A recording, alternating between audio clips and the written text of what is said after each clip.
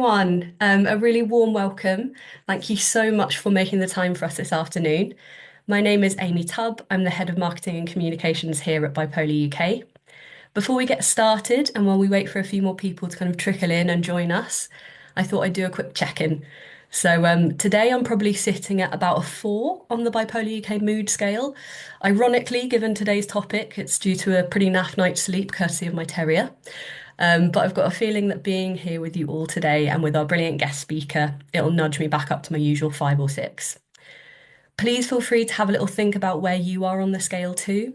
If you're not quite where you want to be and you're looking for someone to talk to about it, just a quick reminder that we have a fantastic team of peer supporters here at Bipolar UK and a really active, fantastic online community. You can find out more about what we offer in terms of support at bipolaruk.org/support. But moving on to today's webinar, we all know that getting a decent night's sleep, eating a varied and balanced diet, and moving our bodies if we're physically able to has a positive impact on people's physical and mental health. However, we're here to talk about how these daily habits and routines are especially important for people living with bipolar. I'll introduce our guest expert in a minute. He's going to take us through a short presentation before answering some of your questions, which you can pop in the Q&A box down the bottom here. The chat's been disabled, so if you do want to ask a question, pop it in the Q&A box. And like I said, we'll get round to it after Danny's presentation.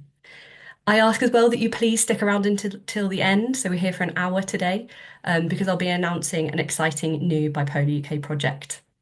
But without further ado, I'm really pleased to introduce you to Professor Daniel Smith. Danny is a psychiatrist and researcher at the University of Edinburgh, specialising in bipolar. His work brings together learned and real-world clinical experience as an NHS consultant. Danny has many titles and accolades, more than I have time to list right now, but what makes him especially well qualified to lead today's session is his current research focus. He's looking at sleep, our body's natural rhythms, and how they connect with mental health. Danny also leads the Hub for Metabolic Psychiatry, a term that I will let him explain in more detail. So Danny, welcome in. It is great to have you. Let me just bring you in here. How are you doing, Danny? Very well, Amy. Nice to be here. Hello, everyone. Good afternoon. Thank you so much. Yes, I'm going to leave you to it. You've got a great presentation to take everyone through, which I'm sure everyone will kind of take their own things from at the end of today. But yeah, I'll come back in when you're done and we'll take some questions from the audience. But thank you so much again. This is about sleep, diet, and exercise. Um, and a key part of thinking about sleep, diet, and exercise in bipolar disorder is the fact that many of our functions in the body are circadian rhythms that are finely tuned to the day-night cycle. So what this means is that different things happen in our body at different times, and we've evolved this way through many, many years of evolution. So for example, our lowest body temperature is at 4:30 in the morning. Our deepest sleep is at 2 o'clock in the morning. And crucially for this talk, something called melatonin rises as we move from daylight into darkness and peaks in the middle of the night, but begins to secrete every single day around about 9 p.m. And melatonin is really critical for this talk and for bipolar disorder in general, mostly because it helps to regulate the onset of sleep. So when we wake up in the morning, the daylight actually inhibits our melatonin secretion and then helps us to get up and be active during the day. So circadian rhythms are important. And the way that circadian rhythms of rest and activity, for example, are regulated and synchronized every day is through morning light. Morning light is the key way in which our bodies tune in to the slightly different day length as we go through the seasons. And as you can see from this diagram, light comes in through the eye and eventually reaches something called the SCN in the brain. And that is the master conductor that regulates all the other rhythms in the tissues across the body. So a key message here is that morning light helps us synchronize properly to rhythms in the body. Two key aspects of bipolar disorder that we probably don't talk about enough are this idea that circadian disruption is absolutely fundamental to what causes bipolar disorder. And secondly, that many of the symptoms can be understood if we think about sleep-wake patterns. So for example, if anyone who's ever had bipolar depression, as well as jet lag, will recognize that there's a big overlap in the kind of fatigue and dysregulation and dysphoria that people with severe jet lag get. So that tells us that bipolar depression may be a kind of a circadian deficit. And similarly, bipolar disorder is highly seasonal for many people. So we know that the way that we feel and sleep and our energy levels will vary across winter, autumn, spring, and summer quite substantially. And probably these things vary more for bipolar people than people who don't have the diagnosis. This graph just shows us that, at least in certain parts of the Northern Hemisphere, there are big differences in the amount of daylight hitting the Earth at different months of the year. So if you compare January and February here with June and July, you'll see there are big differences in the amount of daylight that we get exposed to. And it's perhaps not surprising that this variation in daylight, given how important it is for regulating our rhythms, can have an impact in bipolar disorder. It may be the case, in fact, that people with bipolar are much more sensitive to the adverse effects of light at different times of the year. So we know, for example, from many studies now that people tend to be admitted to hospital more frequently with mania during spring, summer. I'm just going to check a message.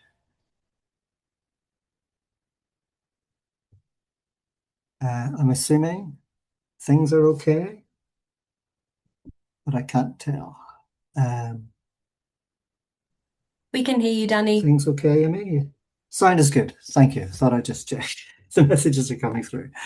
So as I say, you're more likely to relapse and be admitted with mania in spring, summer, and you're more likely to relapse and be admitted to hospital with depression as we move into autumn, winter, when the days are much shorter. So just with that context in mind, why is it that sleep is absolutely fundamental for living well with bipolar disorder? Well, some of this many of you will know, but hopefully some of it is news as well. So as we know, during mania, people feel that they don't really need much sleep. So they have so much energy. They don't feel tired even after 1 or 2 hours per night. And so therefore sleep disturbance is a key diagnostic feature of mania. Conversely, during depression, many people with bipolar disorder will experience excessive fatigue and sleep during the day, so that it's very difficult to get out of bed, for example, for many people when they're depressed. Again, reiterating that sleep is fundamental to the sort of psychopathology of the disorder. And also, it's very clear that when we don't sleep so well, whether that's due to stress or worry or alcohol or drugs, or indeed traveling across time zones, which is obviously very high risk for many people with bipolar disorder, that sleep deprivation and that dysregulation of circadian rhythms is something that really can increase the risk of a relapse, sometimes into mania, sometimes into depression as well. But a key message around sleep is that it may be the case that it's not so much how much sleep you get on a day-to-day basis, but rather how regular your sleep is. So there are many studies now suggesting that a key aspect of sleep is that it's important to sleep more or less the same amount of time every day. And that really means going to bed at the same time every day and waking up at the same time every day, including at the weekend. So it's this regular rhythm of rest and activity that may be more important for regulating your mood successfully than actually the amount of sleep you're getting at any time of the year. As I mentioned, this is important when we think about winter and summer and daylight exposure, because people with bipolar may be more sensitive to the negative effects of excess light at night. So as I mentioned earlier, melatonin is inhibited by bright light. And during the summer, when there's a lot of bright light in the evening, some people with bipolar disorder will notice that that can really affect their sleep in a negative way, and they can find it more difficult to get off to sleep. And that can start a vicious cycle of sleep deprivation and maybe some mood symptoms and maybe even a full-blown relapse. So that's a key message from my talk, really, this idea of light sensitivity and seasonality of daylight exposure. So how would we make sleep a priority? This should be a non-negotiable aspect of self-management in bipolar disorder. Some of this will be familiar with you, but I think it's worth going through each of them in turn. Obviously, if you can, it's all about rhythm and routine. So go to bed more or less the same time every night. Bedroom should be dark and cool, and your bed should only be used for sleep and sex. And also, as many of you know, a wind down bedtime routine where you turn down the lights, read a book, do something boring, do the same thing every night. It can be very helpful. Caffeine and alcohol should obviously be really used in moderation, if at all.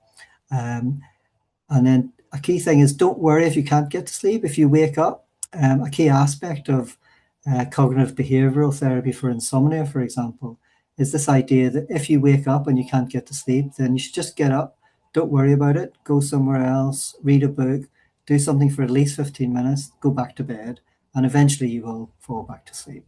So not worrying about sleep is really, really important. But two key points, which may be new, is that exercise during the day is really helpful for sleep, not only because it makes you more tired in the evening, but also because it gives you that daylight exposure to light. And if you can, do this in the morning. So every day, try to regulate the amount of daylight and sunshine your eyes get exposed to, ideally before midday. In general, there's lots that can be done to prevent relapse from bipolar disorder. So I've already mentioned this idea of light exposure in the bottom right, sleep and regularity of routines. There are many common sense lifestyle choices like moderating your alcohol, not smoking if you can, avoiding stimulant drugs, taking your exercise, particularly in the morning.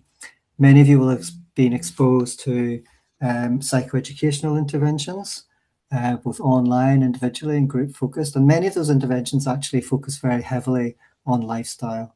And then what we're going to cover as well in this talk is nutrition and diet. So obviously a healthy diet is the ideal. That would be something like the Mediterranean diet, if possible. And I'm going to mention briefly the ketogenic diet, which is a focus of some of our research and will be over the next few years.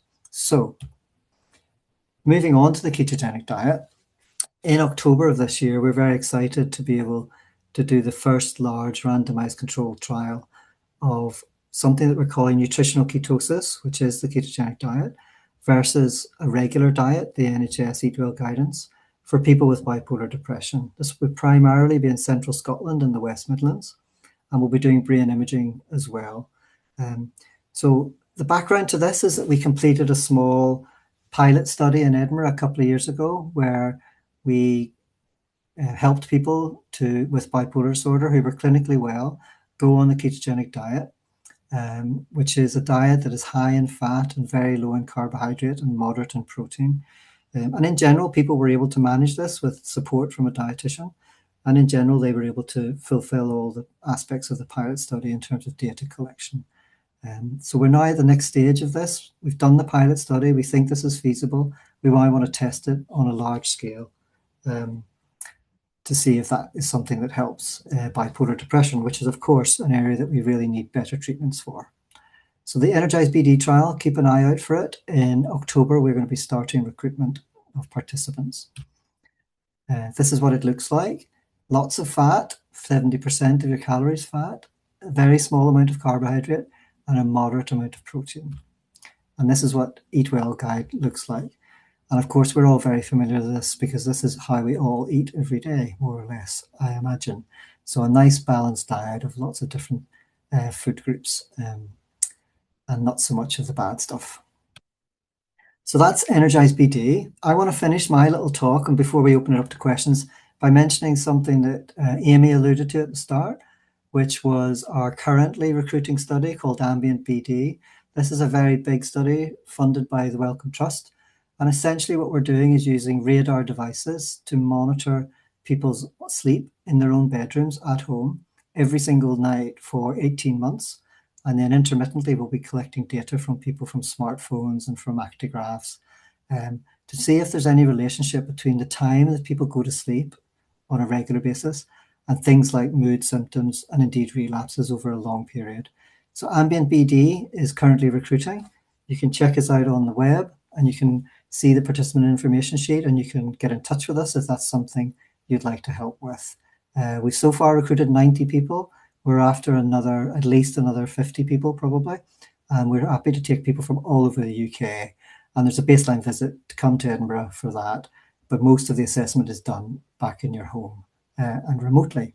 So have a look, Ambient BD, get involved if this is something that interests you. Just to finish up, the key take-home messages for this talk from me, I hope you've understood that routine is really the key to relapse prevention. That's routine in terms of exercise and activity and eating and sleeping. We all need to value and prioritize regular sleep. Um, if you are doing exercise, try to do it in the morning. But in any case, just keep moving whenever you can. Do as much exercise as you possibly can, but not too much, clearly, because that can be unhelpful. And if you can exercise outside, all the better. Eat as well as you can. Healthy choices are always helpful for everyone's long-term health. There's a lot of interest currently in the bipolar community in terms of low-carb diets and in ketogenic diets. There's no doubt that these are helpful for some, but they won't suit everyone. And in fact, we need better and more research in this area to make them, to see if they will then become a mainstream treatment option for many people with bipolar disorder. So I hope that's been helpful.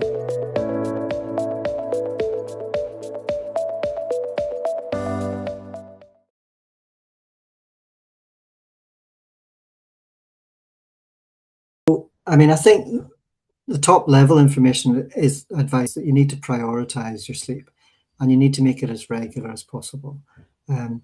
Wherein you're going in the world makes a big difference. So hopefully most people are not going over multiple time zones, but when you are traveling over multiple time zones, that can be very dysregulating. So people often will have something to help them sleep during very, very long flights across time zones. But the key thing when you arrive in the new time zone is really just to try to tune into the local time as best you can. And our rhythms of sleep are also regulated by things like when we eat. So if you arrive in a different time zone, try to take the meal that's most appropriate during that time of the day. So, you know, if you arrive at 9 in the morning, have a good breakfast, have a lunch and a dinner. If you arrive in the evening, just have something light to eat, for example. So when you time your meals can be a good way to kind of get over, to start trying to regulate your sleep. But also many people will find it helpful just to take something to help them sleep when they arrive at their new destination. I think that's reasonable, especially if you've had mania before or that's been a big problem for you. So I think it's about choosing locations as well that are not maybe in the different side of the world. That can be very high risk. Hopefully going to areas that are within similar time zones, and then just try to follow the local sort of meal times when you arrive. And don't be afraid to take any medication to help you sleep and get back into a rhythm of sleep as best you can. And also use exercise, use daylight exposure, block off light. If you're in your new location, you can block off the light in the evening to again try and get that melatonin to kick in at the right time. And be patient with it as well. It's not going to happen quickly. It can take many days for this to really settle down. So don't expect things to be okay after 2 or 3 days. Everybody gets jet lag, but just be aware that it can be problematic and to take these extra steps. I hope that's helpful.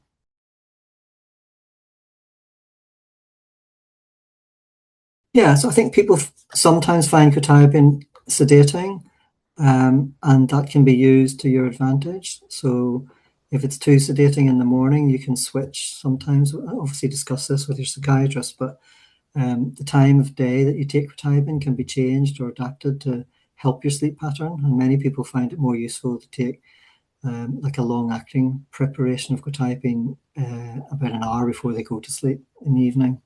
But yeah, one of the side effects is sedation. But as I say, that can be helpful if you time it correctly.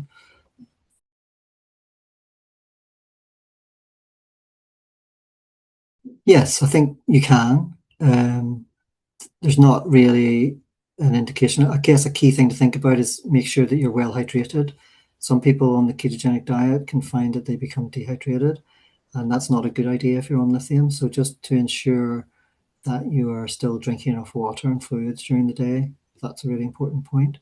Um, but I think a key point about the ketogenic diet is that you shouldn't just do this on your own, and the evidence isn't really clear cut yet. Rather, you should talk to your doctor.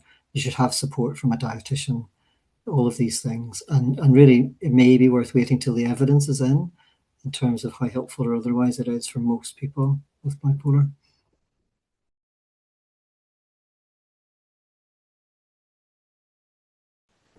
Yes, definitely. So it's all about, I hope I've got across, it's all about balance and regularity and finding out what the right amount of sleep is for you. So as I've got older, I've realized, which may or may not be a good thing, that I don't need as much sleep. I think I only need about 7 hours sleep now, which is not how it used to be.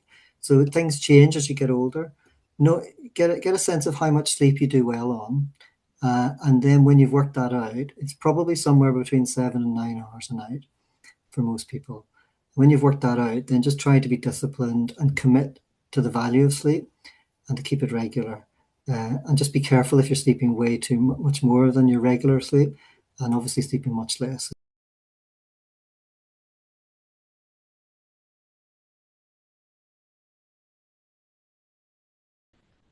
Yeah, that's a good question. I don't have a clear answer to that, other than to say that if you're on a healthy diet and you're watching your sugar intake and your carb intake, and you're having a good mix of foods, um, and you're doing exercise and you're getting daylight, then for most people, adding any of these supplements may not be much more beneficial, probably. Uh, that applies to most of them, I think. And it's much better just to focus on sort of sensible, everyday, healthy eating, exercise, daylight. Um, there's nothing, the evidence isn't clear enough currently to say that you should be taking X, Y, or Z as a supplement. I don't think that's a fair statement. Um, but a Mediterranean diet is probably what we should all be aiming for most of the time, if we can. Um, and again, it's not just about diet, it's all about exercise and movement as well.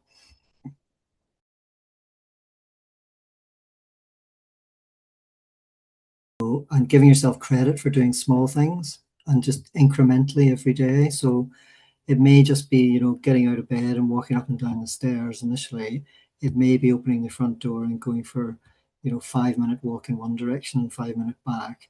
But just that sort of very gradual, small, sort of achievable goals done over longer time periods rather than thinking I should be at the gym today and feeling guilty about it. Just very, very small steps over time and give yourself credit. Most people with depression will get better. It'll usually get better on its own. We sometimes need extra help to get better more quickly, but also be patient with it. So things will definitely get better eventually. Why not just take very small, achievable steps every single day rather than trying to do too much too soon? That would be my practical advice for that kind of thing.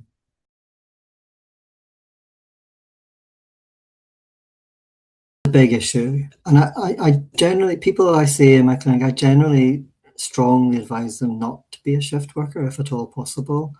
And if you absolutely have to work shifts and there's no other option, then you should really have reasonable adjustments from your employer. We know it's such high risk for people with bipolar that reasonable adjustments should be in order if you have to work shifts, but at all possible, do not work shifts if there's other alternatives.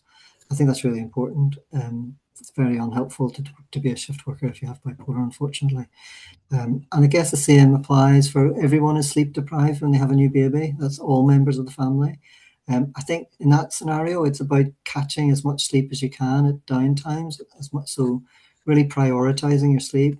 If you can get help to hand over the responsibilities, even for short periods, sleeping and napping during the day is perfectly fine, and just get as much sleep as you can at different times of the day.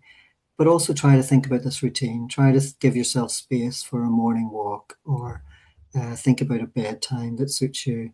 But it's very challenging, isn't it? And I guess what I would say is that it will pass. Kids eventually do go to sleep on a regular basis. It cannot feel like that sometimes, but um, it's usually a temporary scenario, and just do the simple things during that time.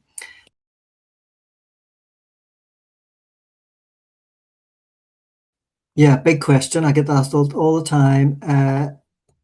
Difficult to say for sure, but I think as long as it's less than half an hour, it's probably all right. And as long as it's only once. So we actually know that people who daytime nap actually do live a bit longer for various complicated reasons, probably. But I wouldn't worry about it too much as long as you're not napping for more than 30 minutes and as long as you're not doing it repeatedly. But the general advice for people who have sleep problems is to avoid daytime napping. So there are different schools of thought on this. But I think if you're very, very tired and you can be disciplined enough to get up and do things again, within half an hour, then that's probably okay.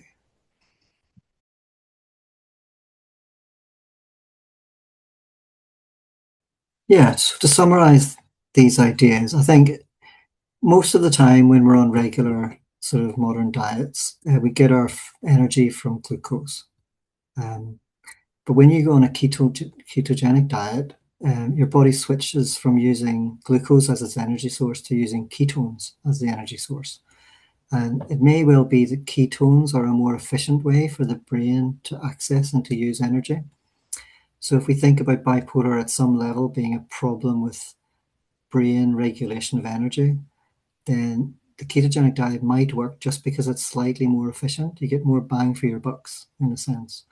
And of course, that sort of ketogenic process is deeply within our evolutionary past because human beings in the past would have had periods of food scarcity and people would go into ketosis when they're in starvation or early starvation.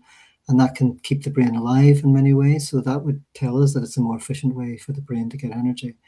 It's just that our modern living and the ready availability of food and glucose in our diet we've kind of lost that capacity to go into ketosis for most people. So we're still investigating it, and there's lots of anecdotal reports that people really benefit from this, but it's not universal. Not everyone benefits from this, and we shouldn't be surprised by that because bipolar isn't just one thing. There may be different types of bipolar. There may be a bipolar that's much more metabolic in origin. There may be an immune type of bipolar. There may be a circadian type, more prominent. There could be also for different subgroups. And it may be that a metabolic approach like the ketogenic diet is particularly suitable for those who have a more metabolic form of bipolar disorder. But we don't know how to predict that yet. We don't know how to identify the people. So in general, it's something perhaps to do with how the brain uses energy, and this ketones may be a more efficient energy source for the brain. But again, lots of work to be done.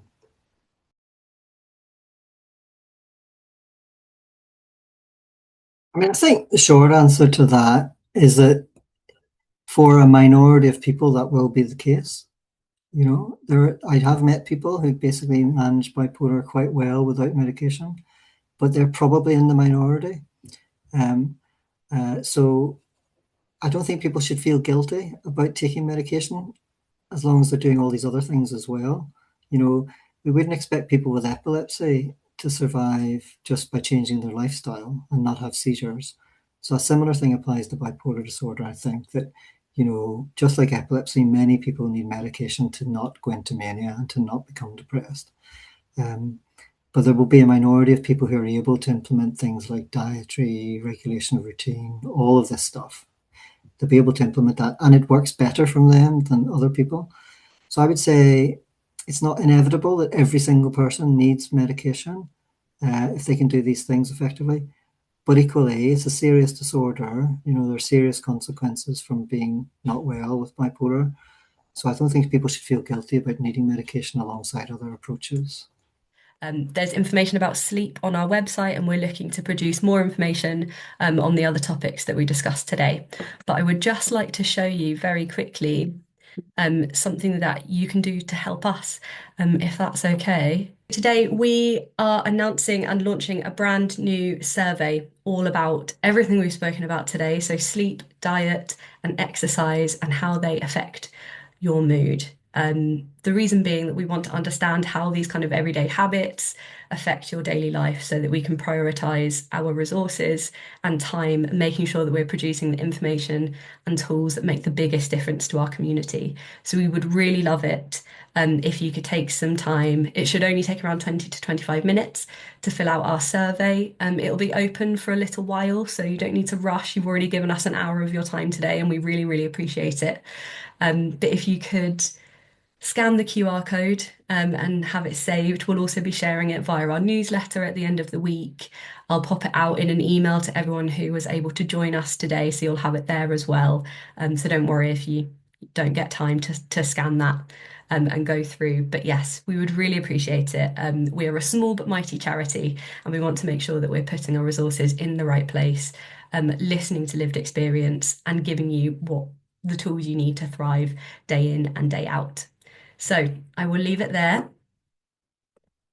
I will say an enormous thank you once again to everyone who joined us. And yes, one final reminder that if you are looking for support, our peer support team are fantastic. Head to bipolaruk.org/support to find out about our helpline, our email service, our online community. You can access the mood tracker app from there. And the Bipolar UK mood scale that I mentioned right at the start of the hour. So, yeah, thank you so much. Go well and take care. Goodbye.